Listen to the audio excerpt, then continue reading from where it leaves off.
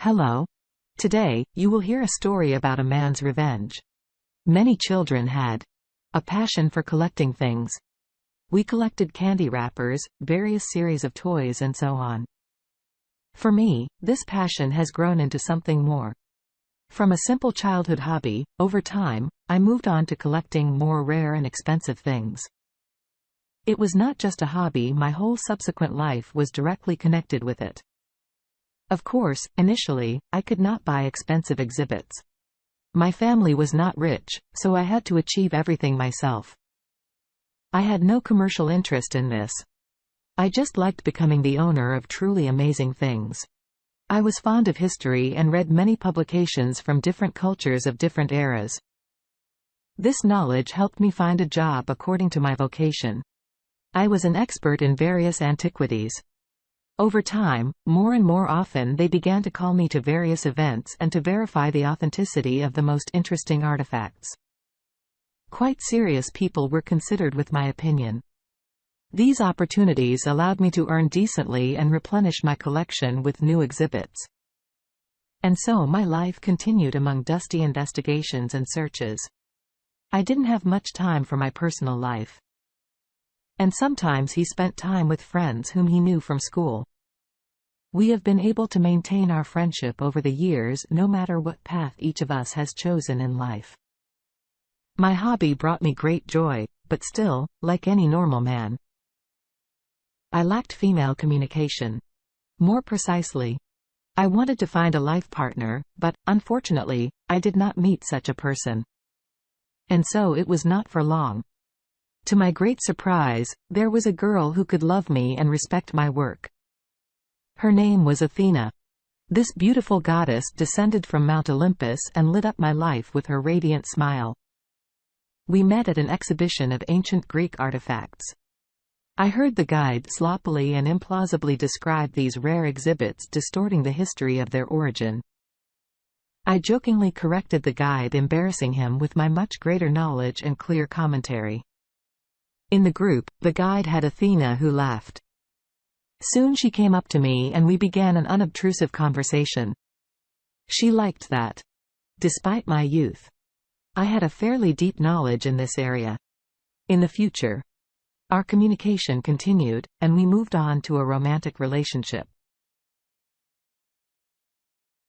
I still remembered the moment of our acquaintance with Athena as if it had happened yesterday, but we had already been married for 27 years. Athena perfectly complimented me. She liked my hobby. Over time, my earnings decently increased, and I could freely provide for my life with Athena. We had a beautiful daughter who has already become quite an adult. Unfortunately, my daughter did not share my hobbies, but she became an excellent lawyer with a brilliant career. I let her choose her own path and never regretted it. Her costly training paid off. Athena and I devoted a lot of time to each other. I tried to constantly surprise her with romantic surprises because my goddess deserved the best. But unfortunately, our family happiness gradually faded away. I tried many times to talk to Athena about our relationship. He suggested that she contact a family psychologist, tried to find options for our relationship to acquire new brighter colors. But this angered Athena. She constantly repeated that everything was the same as always. She loves me and wants to live the rest of her life with me. But for some reason, her words did not comfort me. Athena was very fond of money. It was noticeable to the naked eye. I generously allocated large sums of money to her. But this was not enough for her. She put more and more pressure on me. The situation changed especially when Athena found out that after my death, I wanted to transfer my entire precious collection to the museum. She thought that I would sell it all and generously share it with her. But I threw away such assumptions and already directly asked, was it really not enough for her that she had? Athena avoided answering and moved further and further away from me. I tried to endure such an attitude like a boy in love. I kept waiting that one day everything would change. She would definitely understand me. Soon I had the haunting feeling that I was being watched. I felt like the same person was watching me. Several times, I met his face on a variety of routes.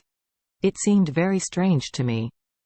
Once I shared this with Athena, she mockingly said that I was already losing my mind.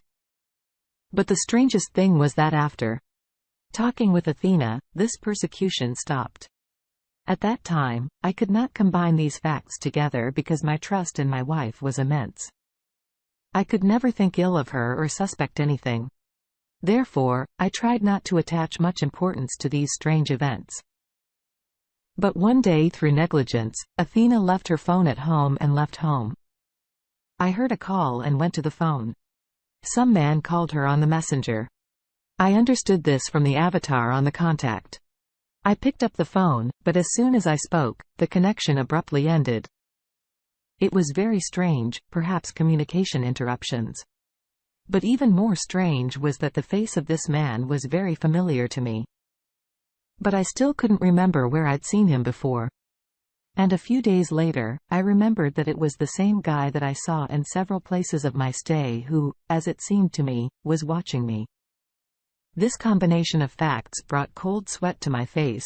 I got sick. I decided to talk about this with Athena, but my wife again tried to dispel my doubts and suspicions.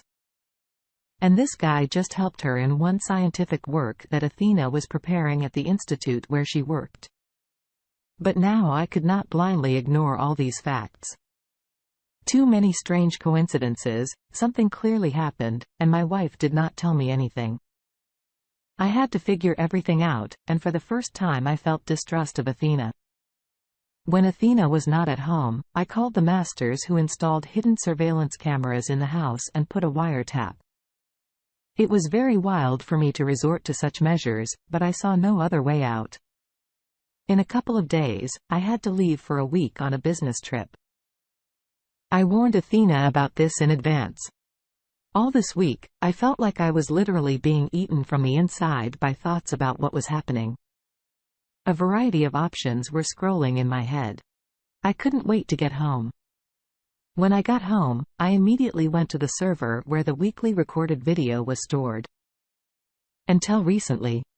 I hoped that I would now review this video, calm down and give Athena some expensive gift or arrange a romantic evening. But my plans and hopes were not destined to come true. Rewinding the video, I saw the same guy who called Athena and whom I had seen before come to my house. The next scene made me forget how to breathe.